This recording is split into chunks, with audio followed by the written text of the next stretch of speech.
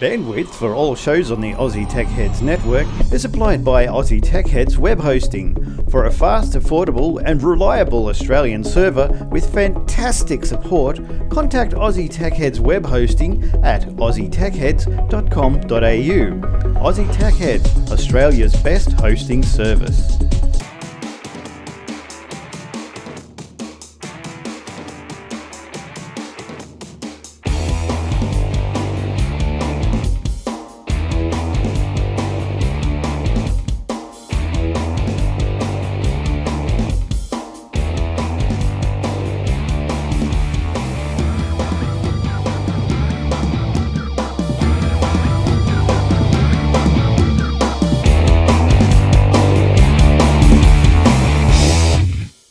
Welcome everyone to another episode of Aussie Tech Heads, episode 453, and it is recorded on the 3rd of September. We're into spring. How's that? Good stuff. And yes, and I just want to thank everyone, especially two people, not everyone, just two people, the greatest podcasters in Australia for looking after the show last week, Will and Warlock, who we have here tonight, as well as Eric. So let's go around the grounds. Let's go to Warlock first, because the adulation these pair just command is fantastic. Or sickening, depending on which side of the fence you're on. Yes. Check it out where I've been. Oh, how good was that? The Microbee, Australia's own computer. I didn't realise that. I didn't even realise that was an Australian computer. Yep. True. Got their card. Went and visited them. Did an interview. Got to be on Old Fart Geeks, so keep an eye out for that. Nice. And so, you saw the old machines? Did you ever play with them? I had a quick look. I didn't play with them, but I got an interview with him. That was the important thing, and had a look around the shop, and he showed me the R&D centre, and they've got lots more projects coming up, and he's actually thinking of adding on it as a hackerspace and maker stuff, so you can do the robots and hacking computer Arduinos, that sort of thing. I think he's just announced that on their Facebook page, so it was very, very cool to go visit them. And it was. I just got into the shop, and he was heading out from the back. He's headed out the front door when I was coming in, and he's like, "Okay, I'll see you guys in half an hour." And then I walked in, and I had my my Pac-Man T-shirt on. He's like, "Oh, cool shirt." I was like, "Yeah, about that. Yeah, I've got this show. Blah blah blah. How'd you like to do a bit of an interview and talk about your shop and stuff?" And we'll put it on our podcast and everything. So, nice. Yeah, we had a look around at some of the old stuff, some of the new ones that they're bringing out, some cases, add-ons and things that you can buy for it. And had a nice chat. Got new Microbees coming out. Yeah, he did a limited run of a professional Microbee that he'd created. That's like a souped-up Microbee that plays all the old stuff, but it has new processors and things in there that can do more complicated stuff as well, so sort of a dual machine. And now, he did a limited run of about 140 of them, I think it was. Yeah, right. Now, what sort of technology did you use to record the interview? It was a LG G3. It's retro. No. Oh, yeah. It was. We don't have any insurance. Next week's show. Yes. All right, let's finish the introductions. And there's Will. Hello, Will. Yeah, hi, Will. How you doing? Hey, mate, how are we? Are you here too? Good. And Eric, how you doing, Eric? Oh, very well, thank you. Excellent. And Glenn. Yes. Tell us about why you were away last week. Oh, yes. Well, I was away last week. I moved house, and I'll tell you, that is a massive job, isn't it? Like, we've been in the last home for probably 13 years. Especially with all the unopened boxes you've got at your place. Well, so I didn't have to pack. There's more of them now. It's just more. I didn't have to pack, so how good's that? But yeah, look, we moved, and it's it's great. I love it. It's good. You know, new house is always good to do, isn't it? And look, the only thing that's sort of a bit of a hiccup was, look, I'll tell you, if anyone out there has put TVs on the wall... Oh, no, I get experts to do that. Yeah, yes, but don't throw away the stands, because we had them all on the wall. We moved here, and we sort of wanted them on the stands. The original stands that you... The ones that are at the bottom of the base. Yes, yeah. Everyone was at me. Everyone's saying, "Oh, you got too much crap. You know, chuck stuff away. You don't use it. Chuck it away. Chuck it away. Chuck it away." So here I am. I put the TVs on the wall. Don't need stands, am I? Threw them away, and now comes to a situation where some two of the TVs can't go on the wall for various reasons. I need stands. I've got to go scurrying around. Do you know LG? I rang up LG for a stand for a 50-inch TV, $160. Wow. Really? 160. So I'm going to go to JB Hi-Fi and say, can I have that TV without the stand? Well, Save myself $150. yeah, if I hadn't known they were that much, I would have sold them instead of tucking them to the dump. But $150. It's pretty rich. You expect to pay, anywhere up to $80 maybe. Yeah, maybe. But yeah. But anyway, that's They were life. made in China for $3.50. Yeah. But anyway, I found me mate Joey. Hey Joey, I know you don't listen. He's a guy. He's got his 1,000 TVs in his shed. Fixes them up. I don't know how he makes a crust out of it, but that's what he does. And I said, I need a stand for this, this, and this. And he goes, let me have a look. He rummaged it around, and he dropped a couple of stands off to my house today. Do they work? So far. He had to re-drill a couple of holes, was a bit shaky. Good old Joey. I think it'd be cheaper to get a new TV than up your insurance policy somehow. Oh, look, so far so good. It's still standing. So, TV too. I got a Samsung Plasma from 3 years ago, and it was the last of the old gen plasmas, and there's plasma burn now in certain parts of the screen, so that's great. That's no good. Yeah, so I'm looking at getting a new TV as well, about 60-inch. I'm not sure what I'm going to get yet, but What's the go with curved TVs? Any ideas? Any? I don't have one. That's a bit of a wonk. yeah, it's like 3D. It's just one of those things. Yeah. People will buy it. This time next year, So what's next? It'll be a concave one, so you're looking away. Yeah. An excuse to pay more money. Yeah. You wait 20 when they come out with 6x4 aspect. Yeah. Then they'll come back. They'll bring back 4x3s. No, I'm happy It's with. going to be a while before they even got 4K broadcasting anywhere, so don't worry about too much. No, that's right. Everything anyway. I don't own any Blu-rays and I don't have a DVD player, so there's no point buying a 4K TV because I was never going to use it for anything. 1080p is fine. Yeah. Look, even when I look at 1080p is fine. Like even 720. Oh. That's good enough. Yeah, my Samsung 720, and you can't press to tell the difference. Like Bill Gates said, Well, I've got 1080p my should be enough both for my anyone. both my Sonys are 720. Yeah.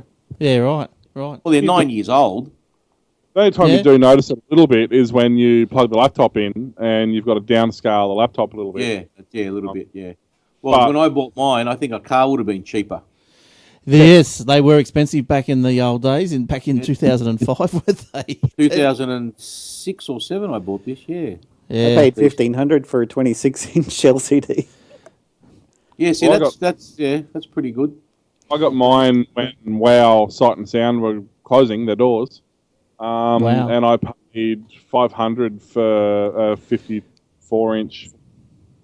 Listen, I remember paying $990 for a Canon Pubble Jet printer when they first come out. Yeah. It's still in the, A it's still in the BJ1. box. You still got it. This should be on our other 1000. show, Will. Back in my day, I bought a TV. Yeah. $100 a meg of RAM. That's right. Well, if you remember, when I first bought my HP e-printer about 3 years ago, remember those ones? And you could print from your iPhone, all that sort of stuff? Oh, yeah. Right? When I first bought that, it was $375. And I replaced it, probably 3 months ago for $195. Mm. And this is the upgraded model, not the same one. So I bought the HP ePrint 6 series. I got an 8 series one Yeah, right. for half price of what The I stupid bought. part is there's this it's called the little printer, and it prints out your Twitter feed and your social networking stuff. It basically just prints out, whatever you want to set it up to do. It's literally like, I think 2 inches by 2 inches, the print surface, and it's 200 US. That's ridiculous. And it's just a little thermal printer. That's all it is. That's there's just like a credit card printer. Yeah, pretty much. And it's just $200 for something that just prints off stuff randomly out of your... Another fad. Yeah. Another fad. It's Yeah, like a little print stamps. Yeah, looking old. I feel like I'm in the 20s at a ticker tape for the stock market. Yeah. All right. So every week, where the Aussie Tech Heads is brought to you by ATH Web Hosting. So if you need a web page or domains, I was going to say get in fast because the domains are going up a couple of bucks, but too late. By the time you hear this, they've already gone up on September the 4th. The sinking Australian dollar. Sorry, Will? Sorry, just speaking of domains, just remind me I've got to, after the show, I've got to actually pay for my domain again. Oh, you missed the cheap ones. They've I gone know, up. They've gone about up. it. MrTompkinson.com. They went up at $2, I think. Oh, the exchange rate shit itself. That's why. You can't say you weren't warned. He did put it on Facebook and Twitter. That's right. Yeah, I know. That's right. But anyway, I might have a code, Will, that you might be able to use. We'll see how we go. Give him one. Give him a code that increases the price. Yeah, doubles the price. Yeah, that'll be right. Yeah, I didn't say there's one to take it away. Yeah, so athwebhosting.com.au if you need web pages, domains, all that sort of gear. So jump in and have a look. And look, don't forget the Aussie Tech Radio, with a 24/7 shoutcast stream of good old Australian and New Zealand tech podcasts, including 2 podcasts from the 2 greatest podcasters Australia has ever seen, Old Fart Geeks and the Obsidian Loft. When's the next Obsidian Loft coming out? We need to do one of those soon. Next week. March. Probably. Yeah, Will. Yeah. I'm going to be away this weekend, so it won't be this weekend. So probably Monday night, something like that. I haven't listened to this latest Old Fart Geeks yet, episode 12. But look, I'll be doing some more unpacking on the weekends. I saw some comment about our 8-bit music. Oh yes, you guys were doing I think you're doing 8-bit music sound grabs or something, and I'm in the other room. You're just unpacking stuff, and all I hear is this me, and I'm thinking, oh, what's happened to the computer? So I've rushed straight in, and then no, everything's all right. So I go back out, and then I hear this me. Last time I heard a noise like that, something caught on fire. Well, that's why I come tearing in to see what was going on. But then I realised, then I actually started listening to the show, and then they were doing 8-bit noises. And I went, We were talking about the different the sound cards that started off with just a driver for your PC speaker, and then 8-bit sound card, 16-bit, 32, and That's right. Oh, look, I was jumping in me own space, thinking I had a Sound Blaster live. I had one of those Visa cards. Yeah, all this great. sort of stuff. Yeah, I remember those. Ooh. All right, now we got look, to have him on the show one time, Will. Right. Yeah, okay, actually, that hasn't got an excuse to not listen to it. He'll be there. Yeah. yes, I know. I want to come on because I just find myself wanting to add and do some input as I listen to it. It's That's why we did it, because we talk so much about retro stuff on here. We're like, we might as well do a bloody show about it instead of hijacking this one all the time. Oh, people love it. People love it. But look, we have to move on to some good old tech news. Look, what's been happening? Well, I suppose the iPhone. We've got a story about the iPhone coming up. Aren't they going to do? Isn't Apple releasing this? It hasn't been a lot of hype about the Where's the upcoming leaks? Apple September. Well, let's 9, do that one now. blah, No. Well, look. Let me go down to my. Hey, Glenn, I need a leak. Okay. I'm not getting that one. I'm sure there's something to it. Oh yes, I do. Yes, you need a bath. Yeah, I know. Put a potty under a bath. I thought I was working with professionals. Yeah, in the world. No. You can't work with children or idiots. So, yeah, I did What are have. we doing here then? Do you know? Does anyone know? I was just looking at Glenn's domain checker on his website here. Oh. Just looking for domain names, just something to do while you're talking. What And else would there's you a do? what do you call it? It's a suffix, right? There's a suffix. Yep. That's WTF. Yes. Yeah, you can do that. The know funny that. thing about that is Google registered abc.xyz for their new company, and then somebody registered abc.wtf, and it redirects to Bing. Yeah, that's funny. Pretty funny. Anyway. But some of those domains are quite expensive, like those Yeah, those I tricky wouldn't- ones. I think that one's .com. $42 a year. That one. Woo. I mean, Just I guess stick it's with okay .com. if you're a sign writing business or, if you've got a reason to have that. But Yeah, that's right. Like, Yeah. for example, my business, I could put alliancepartners.tax. Yes. Would make sense for me. Yeah. What's the dot taxes worth? $65 a year. But see, that's And nothing. how much tax is on that? 20%. Oh, it depends what Glenn's charging me on his offshore account. GST. I've got the double Filipino sandwich going on. Little Filipino reach around. Oh, so you got a lady boy coming. Oh, the grubby sandwich. Now, look, let's get back to the iPhone, please. Please. Please. Now, look, I've got a graphic for those on the video. There we go. It's been graphic enough, honestly. It's a bit late for that. Now, if recent patterns hold, the phone will be called the 6S. But do you know there's been talk about that they might be skipping the S's and just going straight for the 7.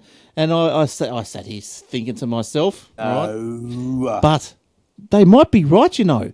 I would fall into this category. I'd be one of these Gumbies that would go, yeah, if I had a choice of an S or a 7, of course I'd go 7. for the 7. Because it sounds like you got the latest. Right. Yes. Right. Yes. Now, there's a perception amongst some consumers that the S models aren't as desirable as the others. So an Why? Apple, well, because it's S. Because it's still it feels like a current model. Yes. Yes. Well, S could stand for that word. Well, look, when I started with the 5, and that's all I've had. But then when the 5S came out, I thought I wasn't too upset because I think, well, I'm still in the 5s, you know. But look, if they brought out a 7, because Go nuts. Yeah, going nuts, all right. But anyway, reports suggest that where are we? Sorry, Apple may eventually choose to drop the numbers and letters entirely. So iPhone, so 19S and all that sort of stuff. So it looks like they may be going to the whole numbers. So we'll see what happens. In 10 years, what's it going to be called in 10 years? iPhone 17. Yeah, well, Didn't they do that with like the Airs and stuff? They just went, this is the next iPad Air, this is the next Mac Air. They didn't. They got rid of all that numbering crap and just said like 4th generation if you really needed to know what it was. Yeah, that's right. And they look at the serial number or some other code. They go, well, that one was a 2012. That's a 14. Yeah. That's better. Get rid of all the numbering and S's and crap. So it looks like they'll retain the same display size as last year's, the 6, the 4.7-inch diagonal screen for the regular model, and 5.5 inches for the Plus model. The new ones are going to be apparently slightly thicker. Why? Bigger battery? Well, Better camera? Not as thick as some. There's issues with the camera in the 6, isn't there? No. Oh, Cameras are brilliant on the 6. I thought there was. Or on mine on the 6, on the big 6. All of them been really good. Apple's always had the best cameras out of any phone you can I get. thought there was an issue with blurry cameras, blurry No. pictures. They had bad batch of lenses or something, didn't they, early on? Yeah. Apparently, if you had a blurry, bad batch of a lens, you could take it back and get a new lens in it. I'll put your glasses on. Or you could just wipe your lens and take all the Kentucky Fried grease off it. Well, you could do that. Apple 9 to 5 Mac says this year is set to add a new colour, the rose gold, Okay. which means a coppery hue. I know Hugh. Hefner, What happened to him? Grant, Yeah. Laurie. The Apple Watch comes in that colour as well. Well, that'd be nice. You'd be able to match. Well, that's the point. Well, there's no point putting it in an Apple Watch because no one's buying it. Well, I've got a story about them. Apparently, well, no one is buying it. They're making a big hoo-ha about... oh, look, let's just finish this and we'll go on to that. The Apple 6 went on sale 10 days after last year's launch. So this year's launch is, I think, the 9th. Is that right? Yeah, 9th their time. So that's the 10th our time. So that'll be just in time for next week's show. Would you say 9 days or 10 days? 10 days. 10 days. So that's the 19th. That's a Saturday. Nah, they usually do Friday launches. Yeah, but hang on. So they launch it on the 9th, which is a Wednesday. Yeah, available 10 days later on the 19th, which is a Saturday. 16. So 7, 8, 9. That's not right. I don't know. I reckon it might be 9 days because they always launch on a Friday. Yeah, that's right. Say you've got it for the weekend, you know. Oh, yeah. Are you going to get one, Eric? I just got this last year. Yeah. Well, I've barely had this 12 months. I'm going to get one. Yeah, I know you are. You're due one. You still got a bloody 5. Nokia Optus bloody brick. 6110. That's whatever it was. So the first day you'll be able to get your... here we go. The first day you'll be able to get the new iPhone will be September 18. There you go. Told you. Friday. Reports say the cameras will boast 12 megapixels, they're 8 megapixels now, and 4K video recording. The biggest new feature and the one Apple will be promoting most will likely be something called Force Touch, which apparently are already in the watches. So Force Touch uses tiny little electrodes around the display that can distinguish between a light tap and a deep press. Don't you love those deep presses? Yeah. Users can tap the screen to open an app or press down firmly to access a new range of additional controls. There you go, the deep press. Let's see how long that home button lasts. Yes. Yeah, so look, I reckon, so price-wise, what normally happens, Eric? Do they normally come in at the current pricing and the sixes just drop down to something else? Yeah, I think they'll do that. But where someone like Telstra will make their money is they'll screw you on their plans. Well, I'm going to buy this outright. I think before, like a couple of years ago, it made sense to go on a plan. I know now it doesn't make any sense at all. No, it doesn't. They've woken up. They're screwing everyone. All right. Look, well, we did mention the Apple Watch, so sorry to hog everything, but let's just quickly go back to that one. Because the Apple Watch, because Eric made a comment about that they weren't selling, and look, I don't think they are either. But there's big hoo-ha around that, the Apple Watch is within striking distance of the Fitbit. But I mean, doubtful. Anyway, who cares anyway? Like, doubtful. I wish Fitbit would open source. You can swim with a Fitbit. You can swim. You can jump in the shower. You can put your hand in the toilet. You can't do that with a bloody Apple Watch. What a load of crap. I wish Fitbit would open source their technology so they could put it on like Android Wear watches and things like that instead of just buying Fitbit specific only ones. Throw away the technology, just do the software and the servers and stuff. But will they make any money out of that? Yes, heaps. Apple shipped 3.6 million Apple Watches in the second quarter, which is not really a lot. And how many were purchased actually? Yeah, they always do that with these companies. They're like, we manufactured 60 million and we shipped 60 million and people bought 5 million. So the Apple Watch, which has many health-related features and apps, is seen as the biggest rival to Fitbit trackers. Shipments of wearable devices more than tripled to 18.1 million units in the second quarter. So I suppose, like in relation to the actual units of all of these Fit devices, 3.3 or 3.6 million. Well, it's only about a sixth, isn't it? So I don't know how popular they are for fitness devices or more like I've got an Apple Watch device. I don't think that people are buying it that much for the fitness stuff on it. Yeah, look, I'd have an issue. I think it's just too small. I couldn't read it. I'm getting blind in my old age. Couldn't read it. Correct. Okay.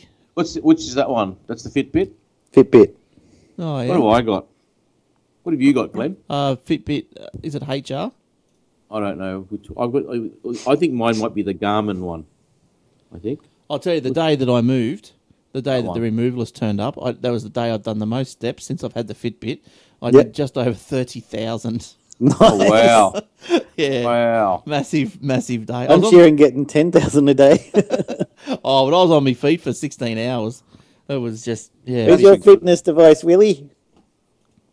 On his Willie. You see, I've got one, and mine's out in the lounge room, and you vibrate. Wow, that big. That one. Yes, well. Yes. Have you? No, but have you? I don't know if you've seen those cardio tech ads on TV. They've got the vibrating platform things. Oh, you finally got it? Yeah, I actually got the V9, which is a big stand-up version with like handle, pulse meters and stuff in the handles and stuff. Let's go. And it's pretty intense. It's 22 hertz vibration, and basically the way it works is it exercises your muscles with that. Well, it involuntarily reflexes on your muscles. It's pretty intense actually. Like a 10-minute workout on it, which is quite a workout. Your heart rate sits at about 120 the whole time, and you're literally just standing there. Like it's pretty intense, and you feel really good. Like that actually, you can feel it working. Yep. So, that's good. Yeah, it's for $5 a week. I figure, absolute worst case scenario, it's going to give me a massage and increase blood circulation. Yep. Oh, that's all right. That's the worst thing that's going to happen. I go to the gym. I'm a bit old-fashioned. Yeah. I was paying for a gym membership, but I was only going once every, Well, that's why I month. like the one that I go to now. You buy like a card that's got 10 or 20 visits on it, and you could go 1 week and not for a couple of weeks, and it doesn't matter because you're not paying extra. You're not paying monthly. It's only for each visit. They just cross it off whenever you turn up. It's great. I'd never sign up for a contract with a gym again, especially since when I was in Sydney, I signed up for one, finished my yearly contract, and then I went in there 2 weeks before they were about to charge me for the next month. And I said, look, I'm not doing this anymore. I'm not going to be able to make it. And you don't charge me in 2 weeks, just cancel it. They said, oh, no, we're going to charge you again in 2 weeks, whether you turn up or not, because that's our policy. Oh yeah, they'll say something like, "Oh, we got a 3 week notification cancellation period." Or We've got something. whatever you want to cancel it plus another week. Yes, we just want another week out of you. Whatever Another you month. just said, we'll get another. Yeah, it's rubbish. It's rubbish. All right, Jace, what stories have you got this week? Well, since we were talking about Apple, the ongoing patent litigation saga between smartphone giants Apple and Samsung has entered a new chapter with a fourth trial before a jury to take place next year. United States District Court Judge Lucy Koh ordered a 7-day jury trial in April or March 2016 with the sole purpose of determining the amount of damages Samsung should pay for infringing on 6 Apple patents in 5 of Korean company's products. Judge Koh placed strict boundaries around what the two parties may do and say in the fourth trial. No further fact discovery or new sales data, products, methodology or theories will be allowed, nor will the court permit the scope of the retrial to be expanded.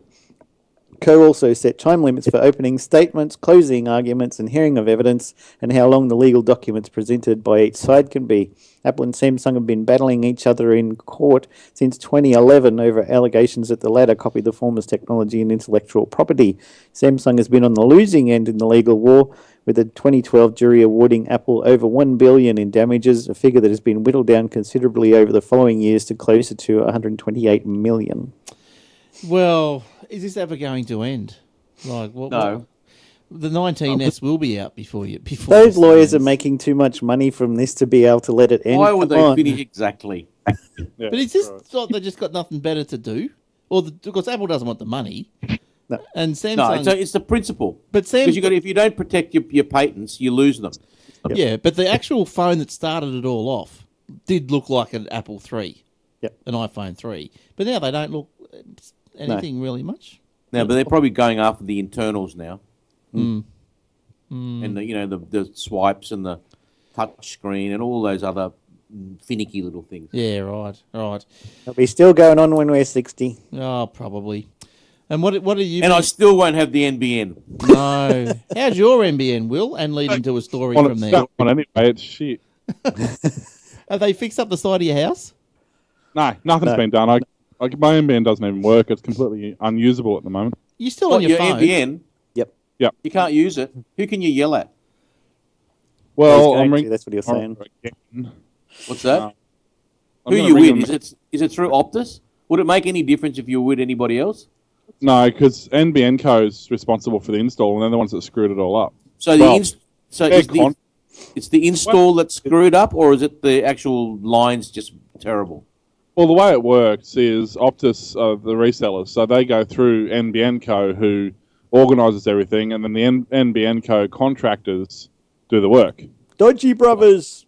Yeah, well, basically the problem is the NBN Co contractors can be any Fred Smith, electrician. It hasn't got to be anybody who knows anything about it. They don't need to know how optic works. They don't need to know anything about that. They just need to apply for the fitting job, basically. So if say- it's not You know- installed properly, there's nothing anyone can do. So it all comes. It has to go back to the NBN installers because they're the ones that laid the pipes in the first place. Yeah, basically, in my case, the optic cable, from the way looks, it's hard to see because of the way they've installed it, but it looks like they've actually damaged the cable on one of the runs, the actual optic, Well the done. fibre optic. So it looks like they've Well taken the done. sheath off at one point where they've run the bloody 1.5-inch conduit along the front of the house. Instead of putting an elbow on it to go into the house, they've cut the conduit straight across and my then God. put the cable through the hole and then filled it full of silicon. But where they've pulled it through the hole, obviously they've been pulling the cable through the conduit and they've taken the sheathing off the cable. Fragile glass doesn't Well done. bend well. Congratulations. Oh, happy days. So yeah, it's you've been on to them then, Will. Have we got resolution coming? no idea how much I've been on it. Ombudsman. I mean, Yeah. the account's messed up too because they just sent me a bill yesterday, which was going to be waived, but they sent me the bill, and the only thing on the bill said speed pack. Speed pack, $25 charge for the speed pack. That was it. There was nothing. That's Nothing the mentioned. upgrade, isn't it? Yeah, there's nothing mentioned. Actual internet, the phone, the TV package, nothing, and that's all it said. So now I've got to go on the phone again. Oh, God, they're hopeless, aren't they? Hey, that's just hopeless. All right, well, you get into a better mood, Will. Tell us a story. It's on the up. That was his story. So Once upon a time, there was a guy called Will. He was very pissed off at the end. and that was a good day. Oh, Glenn. Yeah, well, All right, I- I'll talk to Glenn after you tell your story, Will. I was going to say, it has been one of those days because I dropped my car off this morning to get new brake pads put on it. And at 5 to 5, they rang me up and said, we haven't finished it yet. I'm like, well, can I Oh, you take could it have home? done it yourself. Yeah, why didn't you do it yourself, Will? Well, because I'm going away this weekend. I thought, I'll just get them to do it. Hmm. Anyway, 5 to 5, they ring me up and goes, we haven't done it yet. I'm thinking, okay, cool. I'll pick the car up. I'll take it. No, they got as far as pulling one of the calipers off. Oh. God, I For hate it when five. they do that. Who was this? Who was- Just a local mechanic. Not my regular mechanic, just a local. I thought it's brake pads. How hard can it be? Yeah, Anyway, I wouldn't know how to do it, but I'm sure they know how to do it very quickly. I can do brake pads. put it 15 minutes. Yeah. You know, so now at 5 to 5, after everybody else has gone home, I now have to try and figure out how to get 45 minutes home and then get back to work again tomorrow. Oh, good God. Oh, Will, it's been a good day for you. Thankfully, I've got a good mate who lent me his car, but it's not a problem I should have had to No. worry about. Well, you won't be going back to Wim, whoever Yeah. he was. Yes. All right, so Some tech there's a- stories. there's a new bar opening in Brisbane, a futuristic bar where alcohol is absorbed directly into the bloodstream. Oh. It's Sweet, you guys. it's called the vape. What's the bar called? It's called the Alco Bar. Part of the South Bank. It's based at South Bank. It's part of the Brisbane Festival, the first of its kind in the Southern Hemisphere. Its specially operated chamber will see alcoholic vapor from a gin and tonic pumped into the air, where it's absorbed directly into the bloodstream through the eyeballs, mucous membranes, and lungs, bypassing the liver. A 40-minute session is the equivalent of one large drink. The brains behind the idea is UK design team Bompus and Par. BOMPAS. Didn't they get in trouble for that recently or something? There was a complaint in the newspaper.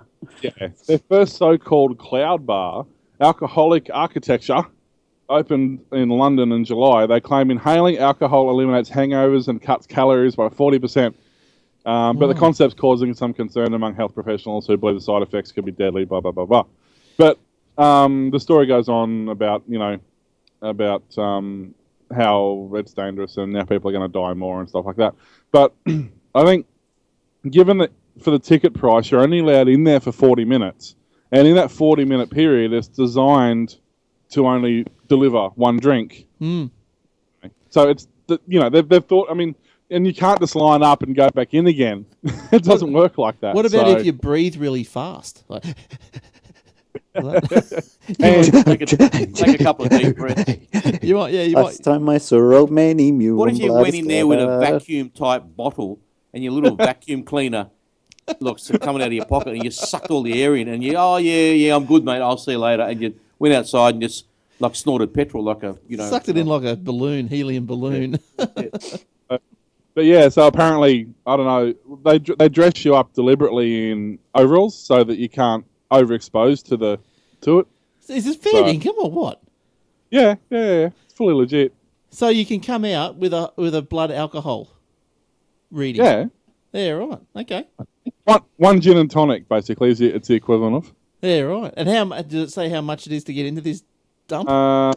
It just says the patrons are able to use the vapor bar before and after the hour-long show. So you go in there 40 minutes before, then you have an hour show, then the 40 minutes after. So you get 2 drinks. Oh, nice. You're not allowed to consume. You're not allowed to drink alcohol inside the venue, ironically.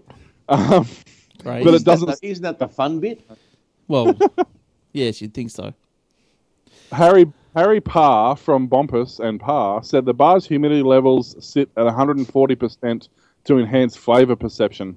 Oh. So not only do you get drunk, you get to go and live. You get drunk in a sauna. Well, what, you'd be breathing everyone else's that's sweat. not dangerous. You'd be breathing sweat as well. Dangerous getting drunk in a sauna. No one has ever passed out in a sauna and collapsed after being drunk. No, that's very smart. There you go. That's the bar. You get to go to the bar. I mean, I would go to the bar. Nice. Just to get the paper overalls. All right, Eric, what were you saying? Oh, tell us about your you got to give me an update on your broadband experience, because it's been there about a week now, and I just want to know whether they cut you off after 3 days like they did to me. Oh no, look, I didn't get cut off. I rang him up. I organised it all to happen. The tech came out the second day. I was here. Don't know why, because the people before me had the cable.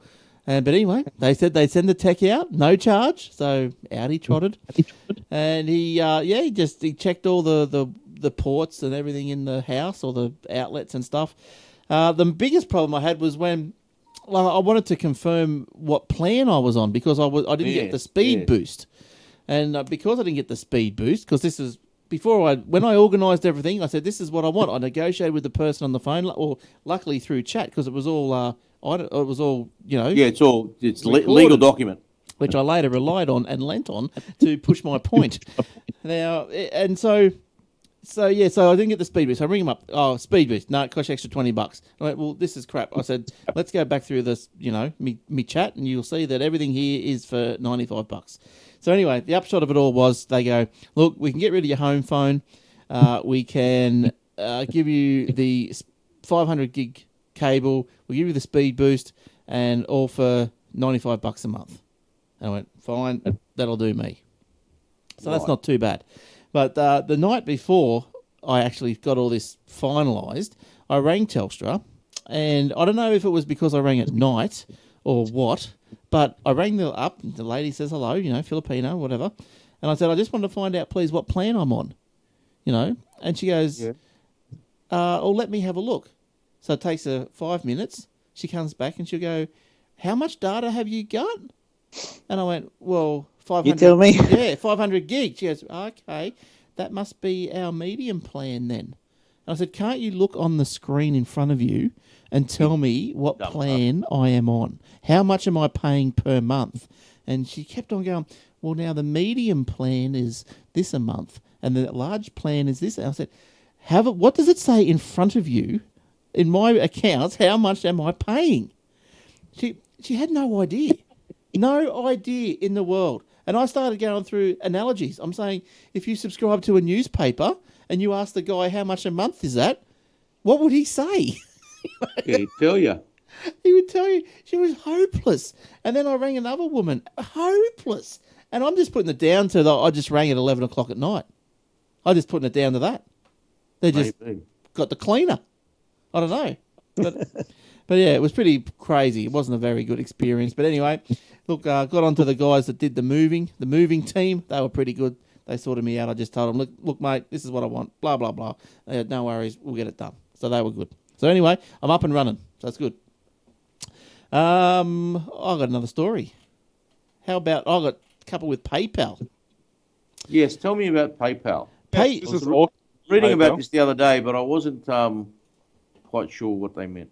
Okay, well, this is maybe I'll get to what I think you're thinking about, but in a minute. But anyway, PayPal has made closing online sales easier. Oh, yay. PayPal is expanding its one-touch payment product to 13 new markets in Europe and Australia, bringing a simpler checkout to online shoppers and merchants. So that's all good. Apparently they did some research and they figured out that people don't like punching in their name and address every time they buy something. Fair enough, I say. Existing PayPal users can opt into One Touch once, and then no longer be required to enter their billing and shipping information into shopping apps or websites that support PayPal in the checkouts. Merchants that already accept PayPal will see One Touch automatically enabled. A smoother shopping experience is crucial to online retailers, as they often blame the high rates of unfinished or abandoned online sales on the tiring process of entering payment information. PayPal said the One Touch program had left to 50% or greater improvement in conversion rate. So that's all good. So that's a good thing. So if you've got an online shop or whatever, try and suss out this, get involved in this One Touch. Now, this is the one I think you're talking about, Eric. And I think Will's already crossed this like I don't know, like butter on a corn cob. It's the PayPal.me. Your what do they call them? The vanity links, if you will. So you can create your own PayPal.me page and link. So if you want someone to give you some money, you just your PayPal address. Oh, well, PayPal me. So I set up paypal.me/Glenn Goodman, and then if you add 25 at the end of that, then they click on the link. It takes them straight to their PayPal. $25, all set up. Nice, away you go. What do PayPal charge now? So how much of that $25 would they take? Oh, they'd probably take 30 cents, isn't it, for the account type? Depends if you've got a personal account or a business account. Depends on a few different things, but yeah. Maybe. Well, assume business account. Well, maybe. Well, I don't know off the top of my head, but I don't think it'd be any more than, say, 3% plus 30 cents. Right. Something like that. So, but don't forget, too, that they do charge when you transfer from PayPal to a bank account. Yes. So if you transfer from PayPal to PayPal, or you get money into PayPal, then pay with PayPal, you don't pay that fee. But if you want to take the money from PayPal and put it into a bank account, you pay a transaction fee as well. How much is that? Yeah, look, I'm not sure because I don't do that. I don't work it like that because I. How do you do yours, Glenn? When I pay you, PayPal page comes up. Yes. Using my American Express card. So how much do you pay for that? Yeah, it'll be what is it? 30 cents plus say 3%, or whatever. And it goes straight to your normal bank account? No, it goes straight into my PayPal account. Right. Yep. And then if I want to take that money physically, well, then they'll charge me again maybe 1%. Oh, really? Yeah, to take it out. But I don't take it out. Yeah. I accrue it and pay other things with the PayPal. So you can pay an electricity bill with PayPal, for example. Whatever. Whatever. So if they accept it, you can pay it. Yes. So you don't get charged for that. No. If you want to pay a bill with your PayPal account, you don't get charged for that. No. No, that's the thing. Like if you put money into my account from your PayPal account and not through PayPal to PayPal. That's right. If you went into your PayPal account and actually gave me $50 through PayPal, you won't pay a transaction fee. Right. But if it comes from your bank account via PayPal into my PayPal account through one of those merchant services, whether it's PayPal Me or PayMate or any of those, then that's when I pay the fee. Yes, right. But I guess at the end of the day, if you're running a business, I think PayPal would work out a bit cheaper than a merchant facility. Well, for a smaller business, it would, because you don't have the like you would have a merchant facility. I would imagine, Eric, you'd be paying. I do. Like a monthly service fee, or get charged. Let me tell you how much I get charged. You'd be getting charged at say the 3% or whatever it is on volume. I get charged $25 a month for the merchant facility. You know, the machine and all that crap, right? Yeah. Plus 1.4. Depends how much you push through it on Visa and MasterCard, and Yeah. I pay 2.2 on American Express. Yeah, and you also paid another different rate on a debit card. Debit card, I don't know. Or not many people have paid me with debit cards, so I really couldn't tell you. To be honest. Yeah, yeah. So, but look, I think at the end of the day, you're not getting charged a $25 a month. A lot of people pay me with Amex because they love the points. Yeah, right. Yeah, well, we don't take Amex at work because it's like $5 or something on top of the fee. But I love the PayPal here because of that. For small business, I think PayPal is a really good, smart option. Given, the money goes into your PayPal account and 80% of that money will go out of your PayPal account to other PayPal. Like, most of that transaction, you won't actually have to withdraw the money from that account. So whether you need to collect money from friends or get paid by a customer, just send them your PayPal.me URL. Your friends simply click the link on any device, enter the amount, log into their PayPal account, and they're done. The money will be in your PayPal account in seconds. So look, I tell you, we used this the other day. My nephew's on prepaid, and he was down the coast, and his wallet got flogged, and he had no money for his recharge. So he texted me and said, can you send me money? So I just threw $50 on his. He's got a PayPal me as well, and I think on Sunday we did it. This is the first day it came out. Must have been Saturday or Sunday. And I threw $50 on that. And because he still had his phone, he could still access his PayPal. He could pay for his phone recharge. How did you pay for things? How can you pay for things on your phone? Well, via PayPal. Yeah. Oh, right. Okay, I'm with you. Yeah. So, okay. So that's pretty good, because what the alternative before the PayPal Me was what you'd have to pretty much generate some sort of invoice or whatever, send to the person. If you both got a PayPal account, you can just transfer the money based on the email address. Oh, yeah. But this makes it a lot easier. Yep. Yep. So, look, my PayPal.me address is paypal.me/Glenn Goodman 1000. So have a go. Test it out. How much money you want? Didn't you say if you put a number on the end of it, that's how much you're sending to someone? I see. I've figured you out. I know. I've worked you out. Yeah. Mine's William Tompkinson 999. Nice. You can add a 9 to mine on top of that. Yeah, right at the end. Okay, that's good. I'll see those these little things. I'll share that graphic. Now, people on the audio obviously can't hear, but that little black PayPal Here device down in the bottom right. Yes. The new ones coming out. Apparently, they're going to be the touch ones. So the much better. Swipe. Not you don't have to insert or whatever. You touch them like at the petrol station. You just touch it. That's what what's it called? The PayWave, whatever it is. No. The other PayPal. Does PayPal have a debit card you can use and just do? You know what I mean? Like, do they have ATM cards? PayPal. No. So you can access your money that way. Not in Australia. No, they have it in the States, as far as I know. I've seen them. I did Google that because I was interested in. I want to get a credit card that I don't have to pay a stupid foreign currency tax on every time you buy something on a credit card from overseas. My Bankwest one's like that. Who, what? Bankwest one. Yes, they're the ones I'm looking at, actually. Yeah. What do you mean your Bankwest one? How does that work? Bankwest card, it's one of those premium cards you get, and they just don't charge you. So long as you got X dollars a month put into that account, whether you transfer it out or not doesn't matter, then you don't get charged fees for monthly fee or annual fee. Don't get charged foreign transaction fees, which was annoying me because I buy stuff from eBay and things. Yeah, that's pretty bad. ING's got that. I've got an ING one like that. Well, the NAB charge. Card, aren't they? On the credit card. Yours is the same one as you got the same one, haven't you, Will? The ING one?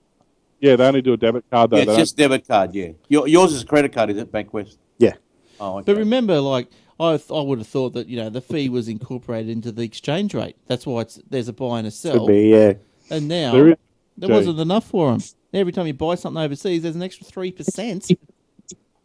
The thing I like about them is now they're not on American Express. There isn't. Now they've been owned by Commonwealth Bank. You can get out of any of those ATMs, but they got the Hero account, which is what I use, and they have 4% on a general transaction account or 2 or something, whereas the other ones have got 0.01% on a transaction account. And then there's the Zero account, which means that you don't pay any ATM fees on any ATM at about 8 or 9 different banks. Oh, yeah. Yeah. See, the ING is great because if you don't pay transaction fees at all. If you do get charged the $2.50 or $2.90 or $3.10 that I paid today, you actually get that back instantly anyway, so it doesn't matter. And the thing with ING, I've been talking to a mate of mine's works for them now. It's just started, but he's in their marketing, and he said they're currently working on a credit card and they're currently working on a small business loan. a small business package, which they've never done. So knowing what they do, like, because at the moment I don't pay monthly fees, I don't pay transaction fees. I get 4% back on PayWave transactions. If I give someone my code, they get $75 bonus. Well, we both get $75 bonus in our accounts if they sign up and put $500 in. There's a whole heap of advantages to being with ING. The biggest disadvantage is obviously no branches. So if you need to deposit cash or checks, you've got to go to a post office. Well, I don't deposit checks into my ING. It's just all cash. They're looking at integrating a photographic check anyway, where you just take a photo of the check and they approve it. And the only other disadvantage of ING is if you want the money out, don't you have to transfer it into a normal bank account first? No. And then take it? You can go to an ATM. Oh, okay. It's been a while since I've had anything to do with them. Well, the ATM, there's no ATM fees on ING, and it doesn't matter which bank you're at. If you want cash out, if you want $5,000 out, you just go to a post office and get $5,000 out. Yeah, right. Okay. All right. Okay. Whose turn is it? Who wants the story? Anybody? Jace. Anyone? Beulah? Optus is now delivering carrier aggregation on 3 separate mobile networks to Melbourne customers with 2 of Samsung's new model smartphones. The telco started piloting the 3XCA technology last month using 1 FDD frequency division duplexing and 2 TDD time division duplexing networks in the Newcastle area. It said it achieved mobile data download speeds of 317 megabits per second. Optus is currently the only local telco using TDD technology. Following the Melbourne go live, Optus plans to switch on the 3XCA technology in the Sydney Central Business District early next year, followed later by Brisbane and Adelaide CBDs. The technology will work with Category 9 devices such as Samsung's Galaxy S6 Edge Plus and Galaxy Note 5 devices, which become available this Friday. 2XCA is already available on the Optus 4G plans network in selected areas of Sydney, Melbourne, Brisbane, Adelaide, Canberra, Hobart and Darwin, as well as 20 major regional centres. Who's going to need fixed line and NBN now? Well, I got rid of my fixed line. Saved me $20 a month, so yeah, see you later. Will? It comes free with NBN now it's all VoIP now, so... Oh, that's a question I was going to ask you, totally unrelated to anything, and no one will even really care. But those 1300 numbers, Will? Yep. Is there much lag on those? Not generally. Occasionally you'll get a bad day where they're just having bad internet, but they're hooked up to a trunk line, so for most part, no, you don't have any... No worse than Skype, put it that way. If you didn't hear what she says, you can just get her to repeat it again. Well, I didn't. What kind of 1300 numbers are we talking about? Well, the 100 numbers. Yeah, baby. Well, I got the Skype number, but there's too much lag on it. Like it's not good. I don't like it. Skype's not great, but that 1300 that I was telling you about, it's about Skype lag, like maybe half a second, usually quarter of a second or less. Yeah, okay. I might have to look into that. All right, Will, have you got any stories? Yeah, I've got a few. Periscopes. Yes. Now, we all know that those things attached to a submarine. They're also a live streaming broadcast service that you can stream from mobiles and tablets and that sort of stuff. Oh, yes. Two guys from Sacramento, they started a real-life gangster flick about the world's dumbest criminals. Damon Batson and Carlos Gonzalez, of course, were arrested after using the live streaming app Periscope to broadcast a bungled home invasion. The two wanted gangsters started a Idiots. Going to ride over there to see what we can do. Where were they headed? They were heading to the house of a gentleman who had been sleeping with one of his girlfriends, of course. The broadcast started to gain popularity as the duo allegedly detailed the vague plans to hurt the man. During the stream, Gonzalez could be seen brandishing a handgun as he told viewers he wouldn't be able to show them everything, alluding to the potential violence that was about to ensue. When they arrived at the apartment, the pair was shown knocking on the door as they lured the victim outside. "Stop being a scaredy. Open the door." And this is what I don't understand. They've got tell that effing, which I get, F-G. Then the next word is W-E. to come out, they could be heard saying. So I have no idea what that second word was. Weenie? I don't know. Wank? There's a word they call someone. Yeah, Tell them to come outside. yeah, some American derogatory term, no doubt. Sounds like housos. Yeah. Realising neither the man nor his girlfriend were in the apartment, he'd be standover man for their merry way. But before finishing the broadcast, Gonzalez discharged a weapon from the moving vehicle to prove the viewers it was authentic. It was the perfect crime. Fair dinkum. Until the Sacramento police were tipped off to the broadcast, which stays live on the servers for 24 hours after broadcasting. After reviewing the footage and conducting the search warrant at his apartment, police arrested Gonzalez. His partner in crime was later booked while driving in the area, and when arrested, police searched his car and found the gun they believe was used in the movie. Gonzalez was charged with suspicion of gross negligent discharge of a firearm and possession of a loaded gun in public. Just suspicion. Allegedly. It's like I don't know if you watched Gold Coast Cops. There was one episode the other week where the coppers, they busted into the house and they secured the house, grabbed this drug lord's phone, and they started just looking through the phone because the guy goes, "Oh, we don't have any pot here, or we don't have any drugs here, blah blah blah." So the copper's looking through the phone, and then all of a sudden there's this video of old mate like just like kneading all this pound of mull. He's going like this, and then he's fiddling with his titties like this. They take photos of it. Yes, and they videoed it, and then the coppers saw it. The coppers were laughing. They go, "You an idiot." Speaking of stupid people, I saw today there was a news report about this young guy who took a selfie of himself holding onto this gun, and then accidentally shot himself in the head and died. Oh, it's Like, I'm tough. It's like that idiot in the US put the firecracker on his head and let it off, and it killed him. And there was I was watching some show last night with the kids on Fox 8, 24 Stupid Things to Do or something. And this guy put a can of drink on his head, and then his old mate had a paintball gun. And so obviously doing the William Tell thing, and fired it and got him right at the base of the eye. Like, Idiot. Like, fair. If that was like 2 mils higher, that show's called Jackass. it would have gone into Jackass, yeah. would have gone into his brain. But anyway, let's keep going. Jace. Okay, Wikipedia says it's blocked more than 300 accounts being used by people who are paid to create or tweak entries on the communally sourced online encyclopedia.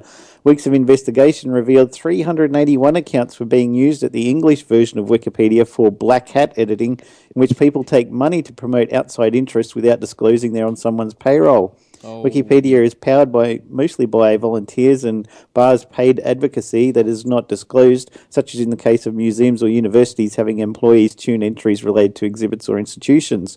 Neutrality is the key to ensuring Wikipedia's quality, Ed Earhart and Juliet Barber of the non-profit Wikimedia Foundation said on Wednesday. Although it does not happen often, undisclosed paid advocacy editing may represent a serious conflict of interest and could compromise the quality of content on Wikipedia. Along with blocking the 381 sock puppet accounts, Wikipedia editors deleted 210 articles created by people using those accounts. There was a potential for more entries to be removed as the investigation continued.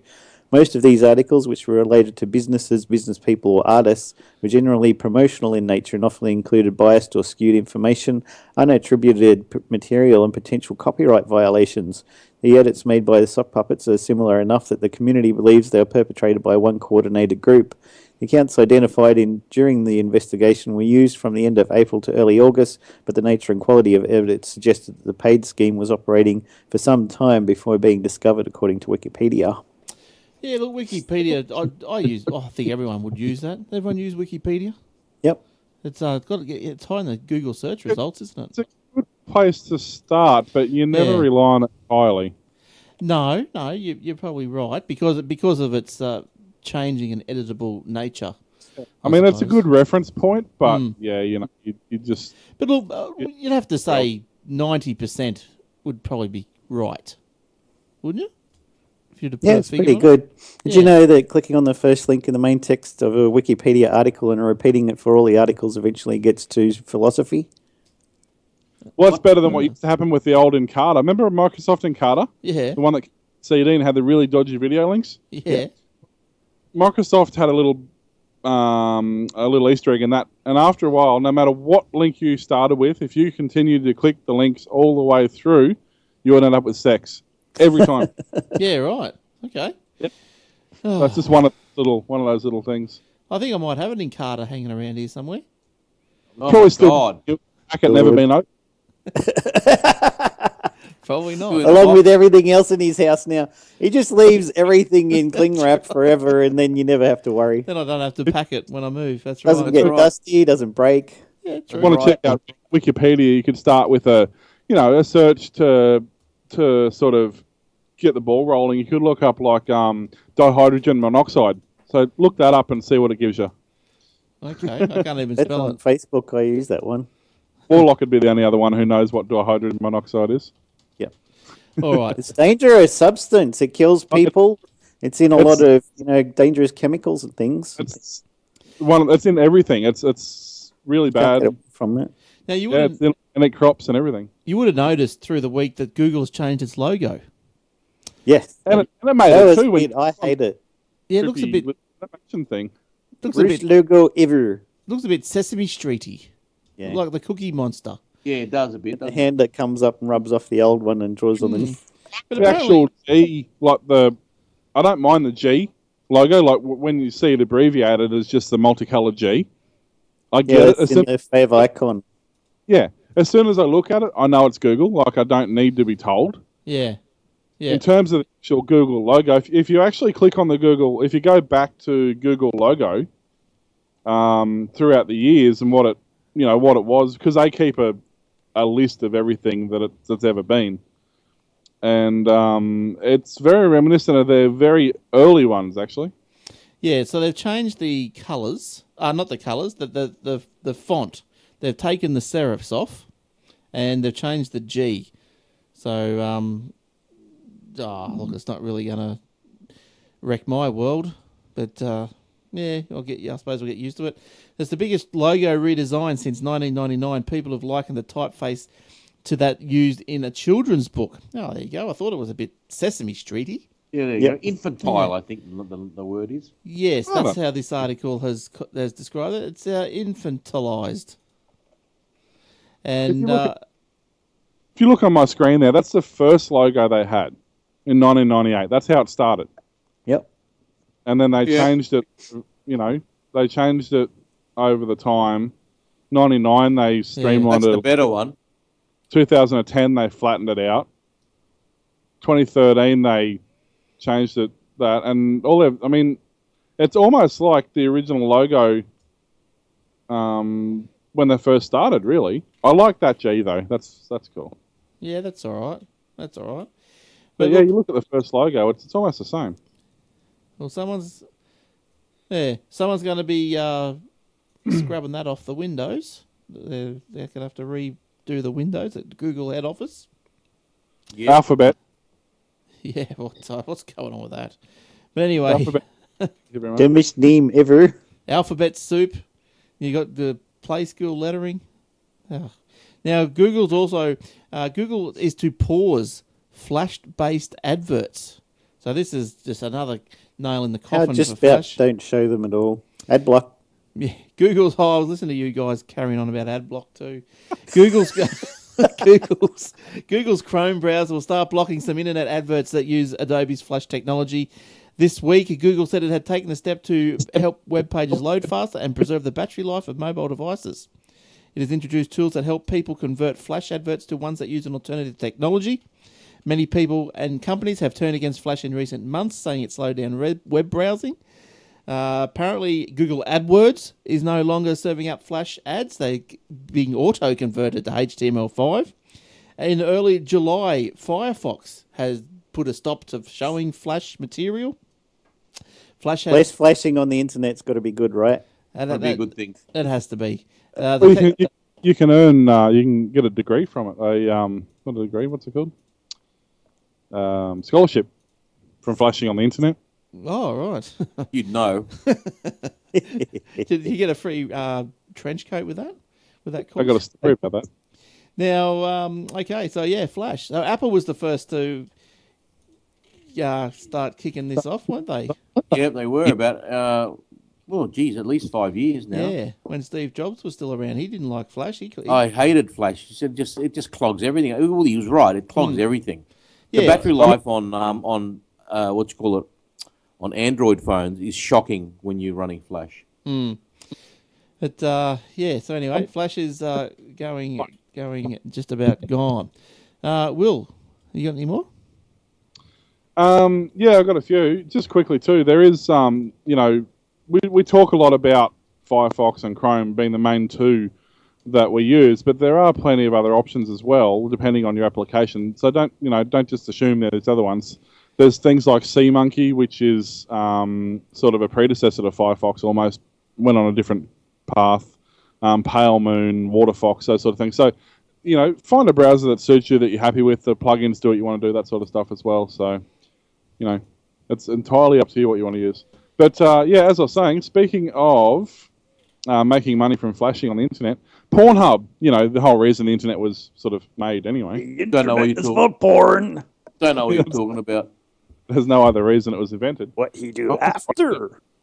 Didn't they invent it for some porn and then like some government army wanted it or something? Yeah, I something think like it's the other way around, mate. Decides the technology. That's why they go with the different DVD. I don't think the DVD brain surgeons of the VHS. porn industry invented the internet somehow. I don't know. I reckon they had a good hand in the. Yeah, they were making money hand over fist. Anyway, what? Pornhub is one of the most popular pornography sites in the world. Apparently, I wouldn't know. I don't know. But and now it's making an offer to students that many would find hard to refuse. Pornhub.com is offering a $25,000 US college scholarship for an American student. It was formerly called the Pornhub Cares Scholarship. Apparently, they weren't allowed to call it that. Applicants for the scholarships must write a 1,500-word essay answering the following question: how do you strive to make others happy? They also want you to submit By watching Pornhub. that elaborates on the good work that you do and anything else you might want to say. I bet you. Hey, what's the bet? That hand on heart, money on the table, they'll pick a girl. Yeah. Oh, yeah. Absolutely. Cool. The adult entertainment website currently has 78.9 billion videos. Wow. Wow. It's a lot. That's a lot. You better get started, mate. I think that's probably, tackling YouTube's numbers there. Yeah. There's The motives for the generous financial offer have already come under fire, with scholarship being criticised potentially as a deceptive marketing tactic. You reckon? Duh. Dawn Hawkins, executive director of the National Centre of Sexual Exploitation, told the Washington Post, an amazing and deceptive marketing tactic aimed at poor students. A lot of younger people realise the consequences and harm of pornography. These same people are the ones that've got people in their basement. Don't you reckon? It's always the ones that are so staunch and they're so angry and they're so passionate about, get rid of bloody human, and then they're the ones that get busted every time. We'll go feed young Jimmy in the cellar. Yeah. Okay. As soon as the camera's gone. Yes. Facebook-owned image sharing platform Instagram is allowing 300 million users to post landscape portrait videos for the first time. Do we care? What? No, move on. What? So apparently you couldn't post landscape videos. You could only post the square images. Oh, well, that is important, I suppose. Landscape is much better to watch. Yeah. Until now, images shared via Instagram could only be uploaded in a square format. Now, Disney and Star Wars has already taken advantage of the change to upload a landscape-orientated teaser video. So there you go. I'm not sure what's worse here, the fact that you could only upload portrait videos because... Yeah, I didn't like it. Fantastic to watch. Or the fact that it's taken them this long to realise that they could only upload portrait videos. Yeah, I never liked that.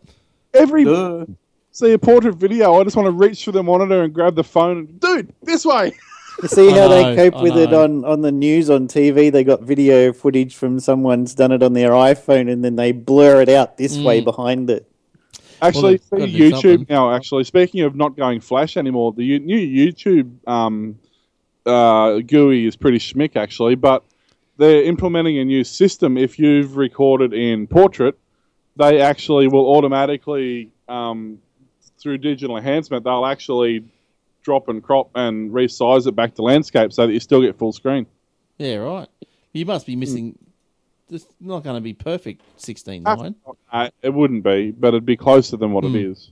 Well, speaking of YouTube, they've launched their gaming, whatever you want to call it, YouTube gaming Platform. launch. Yeah, platform. That sounds like a good word, doesn't it? Now I've got do I have a little picture for that?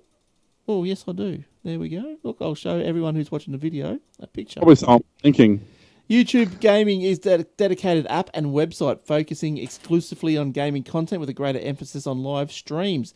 One expert said that YouTube was fighting back against rivals such as Twitch and Daily Motion. Is Daily Motion a threat? I don't know. No, Not really. for Not, gaming Motion? stuff. Not for God gaming, almighty. gaming stuff. Yeah, who I mean, watches? it is for live streaming, but All right. Who else has got one? I got one more. I've looked at this live one, and I was playing with it the other night, trying to connect to it, and it does something really funky with the stream. I haven't that? quite figured out the settings. I don't Did do think. something funky with the stream. What? It did. What That's happened? bad timing. How'd you do that? Group video is unavailable. All right, who hasn't paid? Everyone's video has gone. What? No, they're coming. You need Skype Premium to make a group video call, it says on mine. What? Oh, that is such a load of... What, an hour and a bit into it, we get messages saying we can't do a group chat. Yeah. An hour 16. There Right, we log go. in, log off. No, you're all coming back. Coming back You're up. not? Yeah, Oh, use here the we Turn the go. camera back on. Will doesn't, Will won't, but that's all right. He never because did before. Will's the one that they want to pay. Yeah, Glenn hasn't come up for me, but anyway. Yeah, Glenn has come back up. you got to click on the... Yeah, there we go. The YouTube gaming one, yeah, it does something really weird with the formatting, and I think it's a little bit away from being... It doesn't have the chat room capabilities and stuff just yet. Like, it will, I think, potentially be a good thing, but at the moment... Oops, sorry. At the moment, it's a little bit awkward. It's not just... doesn't just work like Twitch just works. They've got to work on that, but I think it'll be good. You're I'm nothing getting but a busy looking circle. at Will. Yeah, I know. You're going round and around and around. Jace, did you have any more stories? Yeah, an Australian startup is helping rural communities get off the grid using floating solar rafts that sit atop water reservoirs. Infratech Industries, based in Sydney, has erected a 300-kilogram floating solar array in Jamestown, South Australia, roughly 2 hours south of Adelaide, which it claims generates 57% more energy than rooftop solar and can deliver consumers 10 to 15% saving on black energy.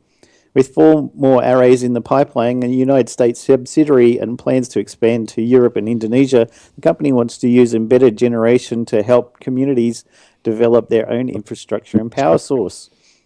The array is made up of 112 solar panels that move with the sun, allowing it to soak up more sunlight and generate more energy for more hours in the day. The company also deploys a process called concentration, whereby mirrors are attached to each solar panel. The mirrors increase the amount of light hitting the panels, doubling the energy it creates compared to rooftop solar. It also burns solar. out half of it. According to Professor David Lewis, director of Flinders University's Centre for Nanoscale Science and Technology, who supports the company's claim of delivering 57% more energy than rooftop solar. What I've been looking at the data that comes from a system like this at the site, he said. That's how I'm comfortable saying we've got about twice the power output for the light intensity that was hitting the panels. Flinders University, which is not an investor in the solar array project, is playing a technical support role, assisting with material selection and assemblage to ensure maximum power efficiency. The problem with rooftop solar systems is that they lose efficiency with increasing heat. You're not normally going to have a fountain on your roof to cool them down. To cool the panels, you need water, which makes water reservoirs a perfect location for solar array. The water from the reservoirs is treated through a series of nanofilters, making it safe to use to cool the panels. The company provides the excess treated water to communities in Jamestown and surrounds. I don't have solar on the new house. I don't want it. Why not? It makes Come things on. easy. Makes your house look shit. I thought that was installing the NBN does that. Yeah, well, that too. I don't look at the roof. So as you can see there, the picture I've got up, they're putting We it on. can't, Will. You're circling. Fine, the people in the stream can see it because they're not lame. But basically, they set them up on dams and things like that, and it does two things. One is, as I said, it keeps the panels cooler, so they're more efficient when they're cooler. But it actually stops evaporation as well. So a lot of these massive dams and lakes and water treatment and reservoir and things like that suffer from really bad evaporation. And this obviously helps that because it's covering like 90% of the surface of the water. The downside they're doing is they're putting mirrors on it, which, okay, yes, it increases the output of the panels, but a double increase, so by reflecting the light through either a Fresnel lens or through mirrors, which they're using in this case, it doubles the power output, but it quarters the life of the panel. So instead of a panel lasting 20 years at nominal, it's now going to last 5. So, okay, you're doubling your output, but you're quartering the life. That's sort of... Well, how does that work? Well, doubling the output, losing the efficiency of it at the lifespan. I don't know. What happens is it overheats the panels, even though they're going to be water cooled. They're still going to get hotter than a panel's designed to get hot because you're magnifying the light. But of course, the way you're magnifying sunlight, so not only you're magnifying the light, you're magnifying the heat, and it's the heat that, in the long run, damages the panels. There's no easy way for this free energy, is there? It's all hard. Well, there's no such thing as free energy is a really bad term, but there's energy supplementation that can be done quite simply, but they just haven't seemed to figure it out. I saw they're looking people have it. I saw they're looking into wave technology. Oh, yeah. God, they've done that to death. Yeah. Move on. Yeah. Well, it's simple, it's cheap. Your arm gets a bit tired after a while, though. That's the problem. It does. Speaking of energy and electric and all that rubbish, I've seen 6 Teslas in my suburb in the last 3 weeks. Cool. Right. Well, they come Teslas. price now. Well, not really. 117,000 for a basic. That's the new one. But a lot of people are buying them second hand now because the people who got the first model want the second model, which has just come out. But how far do you get off a charge? 520 kilometres. Yeah. So it's like a tank of petrol, basically. Remember, in main cities, there's plenty of recharge stations, so it's not really a problem. Remember a couple of years ago, Joseph called in. He bought some sort of electric car. He was only getting 100 kilometres. That car, are you listening, Joseph? Sorry, I'm going to say this, but I like you. I think you're a decent human being, but that car was a load of crap. I think. So was it the Leaf or the iMev? It was a Leaf. It was a The Leaf. Leaf. Was that But don't Mitsubishi forget, or though- something? Yeah, I don't know. But it was 100k and it ran out. That was only designed to drive to work and back. Yeah. That was the True. You better hope your work wasn't 101 kilometres away. Well, but don't forget though, the Tesla's designed as a replacement vehicle. It's designed as your primary vehicle, whereas the iMevs, the Leafs, those sort of things are just designed as a commuter vehicle around town. They're designed for places like China and Japan and England, where you live fairly close to the town centre, and the town centres are fairly congested. The Prius Or if feels you have a 2-car family and the wife just goes down the road and drops the kids off or goes to her work Let not me far. give you a tip. No wife of mine's driving a bloody Tesla. But then you got the things like the Prius and the Camry Hybrid, which fill that gap. My nephew's got a Prius, and he can do 1,100 Ks on a tank of fuel. And it's a 30-litre tank. So Yeah, that's not bad. That's all right. Yeah, look, I don't mind the hybrids. They're better. They're getting better and better.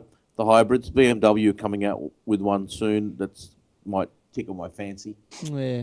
Well, BMW one, Mercedes is Mercedes is coming out with one as well. All European vehicles have to, because as of the new Euro standards, all major car manufacturers have to have a hybrid option. To be able to continue to produce cars, they have to have an electric or a hybrid option. It's mandated now. Yeah, that's why I don't like the Europeans. The bloody greeny wankers. But the funny thing is, like a Prius, first-gen Prius, will do over 1 million Ks, no trouble, other than replacing the battery pack in it, which is now $2,000 instead of $20,000 when they come out. you'll have no problems for over 1 million Ks. Yet the hybrid Camry is actually, that was their attempt at making the car cheaper in terms of construction, but it's come back and bite them in the ass because the hybrid Camrys are only good for about 200,000 before they start falling apart. So that's still a few miles, over 1 million. That's all right. 200,000 Ks. Who would keep a car that long? taxi. Well, the taxis Me. keep them for 500,000. Yeah. I'll run mine round. Really? Yeah, why Fuck, not? 100,000. 4 years, mate. I'll get rid of my car. They're a pain in the ass. Well, this is my last contribution for this week because time is getting away. The Telstra TV Roku box is delayed. How sad. I'm actually excited about this. I'll probably go and buy one on release, and it's delayed. The Telstra TV is actually, where is it? Blah, blah, blah, blah, blah. That's a rebadged Roku 2 box. We brought this up a couple of weeks ago, I think. But look, it's only been delayed till October. Apparently, they've confirmed that that what the problem was, it wasn't because of the hardware or the software or anything like that. It's because they're planning on bringing the box out with obviously plans, subscription plans, but everything's so complicated. They haven't had enough time to massage the plans, to work them all out. So it's the plan working out that is taking the time. But anyway, push back to October. So for those of you who don't know, the Telstra TV box is a rebadged Roku product, as I just said, that will eventually bring Netflix, Stan, and Presto into the one box. So those streaming services should also sit alongside the Big Pond movie store. So hopefully, I would hope that they won't be reduced or restricted in any other functionality than the normal Roku box, because that's got a lot of apps. Jason's got one. There's a lot of apps, haven't they, Roku box? Oh, yeah, and there's a lot of unofficial channels that anyone can just make up and advertise online. You can just add it onto the Roku box. I've done a bit of training with IT Pro TV. I signed up with them, and you can watch that on the Roku box on their channel and find out how to become MSSCA or whatever. Yeah, right. Yeah. So, look, I'm actually excited about the Telstra TV thingy boxy thing, but oh well, looks like I'll be getting an iPhone and one of these boxes. Oh, you're on fire, mate. I am on fire. I am. Yeah. Now, And the iPhone does Netflix, so epic win. but not Flash. No. Okay. But Netflix doesn't use Flash No. on the iPhone. It does HTML5. So don't watch Stan or something. All right. Anyone else got any last stories? All right, I'm gonna order a Tesla. The January delivery, $123,000. Nice. Nice. Is that the Roadster or the family one? That is the rear-wheel drive Tesla Model X. That's X. Okay, that's X. the family one. X. Father's Day, Eric. That's the dearer one. There is a cheaper version. The Model S. Hang on, I'll tell you what the Model S is. Well, that was the Model S. Maybe that was the Model S. Yeah, that was the Model S. Yeah. So I'm not going to go into full detail. I'm just going to say go and check out popcorntime.io. If you like Netflix, you're going to love Popcorn Time. Popcorn, yeah. Yeah, that's the fake Netflix, isn't it? Yeah. It's the pirate Netflix. Not touching it. Not touching it. Oh, you got to pay for it or what? No, Pay. Pay? that's What's this but pay? it's great. Okay, download. Hard to believe. Open Popcorn Time, select the movie, select quality and subtitles, click and enjoy. A whole new way to watch. Oh, how is this allowed? It won't be. They'll shut that down. And No, don't forget, It's not, but don't it's been forget, going for a very long time. But Big Pond are starting to record IP addresses now. So, That's why I'm not with Big Pond. well, everyone's doing it. IONET have been mandated to do it. But you can't get in trouble for streaming something. Or I can you? don't know how they're going to track your streaming. You're not downloading. Particularly Well- if you've got a VPN. VPN, Well, if yeah. you've got a VPN, you're all clear. Is streaming as bad as downloading? Well, if you're No, streaming, because their whole point is stuff like BitTorrent is you're sharing it out and enabling others. Yes. Not that you're stealing. They're not so worried about the stealing. It's if enabling others with BitTorrent, enabling others by downloading a movie, burning it, and then selling it for $1 or a DVD or something. That's what they're always worried about. They're not so worried, I don't think, about you just getting a copy yourself. So how do they make money? these guys, do you reckon? Popcorn. Yeah. Selling pop. VC. But why? No, I think they might get some ads on there, I'd reckon. Yeah. Yeah, it's not a bad little website. Pretty informative. All right, There's- cool. Speaking of VPNs, this is a story I meant to find at the start of the show, but I couldn't find it. It's literally taken me all show to find this. There's a ISP that started in New Zealand, and I still can't find the name of it. But basically, what they are, they're an ISP. Yeah, I forgot They've that one. come to Australia, and they actually have VPN built in to the ISP, so you don't need to run one. As soon as you connect to your ISP, you're automatically punched through a VPN. That's the go. What's that called? I don't know. I'm trying to find it. I know it was in this month's APC magazine, which I would have if my Slingshot. Slingshot. Is that it? Yep. There was Slingshot has made it a lot easier for customers to access television movie streaming websites like Netflix and BBC iPlayer that are normally blocked by this country's internet users. Slingshot. Okay, I'll type that in there and I'll suss that one out. Look, just before we go, Slingshot. Just going back quickly to the popcorn because I can see what they're doing. See this little line here? So downloading copyright material may be illegal in your country. Use at your own risk because Popcorn Time streams movies and TV shows from torrents. So somehow... That's right, yeah. Yeah, so it must download the torrent somehow into a cache and then play it. So therefore... Well, that's all it is. A torrent is a file that's in multiple pieces. All it does is combine them and plays it. Yes. So it's not like it's streaming from an Amazon server somewhere.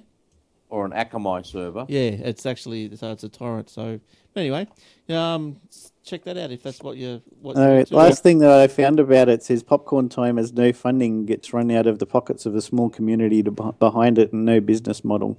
Yeah, Just a bunch of people who are donating their money. Nice. Yeah, same principle with Linux. It's just one of those things that it always exists because people want it to exist. Yep. So yeah, so check out Popcorn Time, and if you're afraid to use it, go and sign up with slingshotis.com. Go and sign up with them, and then use Popcorn. All right, just a disclaimer. We do not encourage the illegal download or streaming of videos. At least Some of us I do. don't. I don't. My name's Eric Franco, and I've got nothing to do with these blokes. The team behind the original Popcorn Time insisted they had checked 4 times with lawyers that their service was legal. Oh, Yeah. Which lawyers? The ones in Colombia. Yeah. No. What they're offering is legal. They are not offering a legal service. It's the same as a BitTorrent. A BitTorrent is not illegal. It entirely comes down to what particular use that you want to do with that. The search sites aren't really illegal, and neither is the software. It's what you do with it. That's right. Yeah, luckily, I think that's a little bit grey. yeah. I think the Hollywood lawyer Studios begin suing Popcorn Time users. There you go. I think the lawyer that they asked was Already Saul started. Goodman. Who was the lawyer? Some bloke out of Goodfellas. Yeah, the Better Call Saul. It was a good lawyer. They said it was their lawyer. Well, true. All right, let's get out of here. Unless anyone's got any really important stuff. That's it. That's it. Good. No, that Listen to was the actually racking my brain for the entire show trying to remember the name of that ISP. Was it Slingshot? Yeah. Shot. I googled New Zealand ISP VPN and it got all hits. I googled it. And all I got was a bunch of slingshots. I got everything but that. Maybe you're Bart Simpson. You guys can't see those pictures, can you? But anyway, I actually read APC Mag this month because I was waiting for Sonia at the hospital for 3 hours yesterday, and it was in there, and that's what. And I would have had the magazine had I have had my car, had I have not tried to get the brakes fixed. So there you go. Oh, there you go. All right. Well, check out Slingshot. Check out Popcorn at your own risk. We've got nothing to do with us if you get busted. Highly recommended by We Eric. don't encourage it. I don't recommend it at all. He does. He loves it. Oh, he loves it. Get it out of your bookmarks now. He's one of their biggest VCs. All right. Okay, that's it. That's another episode of Aussie Tech Heads all done and dusted for another week. We hope to see you next week for another episode, which we shall be doing again on Thursday night, and that will be after the Apple launch of whatever is coming out. Oh, I'll miss that one. So Workers decide to put on dinner next Thursday night that I have to go to. So The things you got to do when you're employed. Yeah. Free Fun. dinners. Oh, yeah, I've got to tell you my unavailable dates as well soon, Glenn. All right, no worries. Get phone and just go around and randomly interview people and say, "Hey, you're on a live podcast. What have you got to say?" All right, It's all IT people, so it could be relevant. don't forget the facebook.com/Aussie Tech Heads, youtube.com/Aussie Tech Heads, show notes at aussietechheads.com.au/podcast, paper, or was it? aussietechheads.com.au/paper, the Shoutcast Radio, aussietechradio.com, and whatever else. We're on iTunes. Don't forget the Aussie Max Zone on iTunes. Don't forget the Alpha Geeks Obsidian Loft, and everything else that comes out under the Aussie Tech Heads banner. The Aussie Tech Head at Aussie Tech News on Twitter. Everywhere. It's everywhere. All right. See you, boys. See you next week. See you, Glenn, Eric, and Spinny. See you later, Spitty. Still going around. See you guys, and we'll see you guys next week. Have a good week. Take care. Bye for now.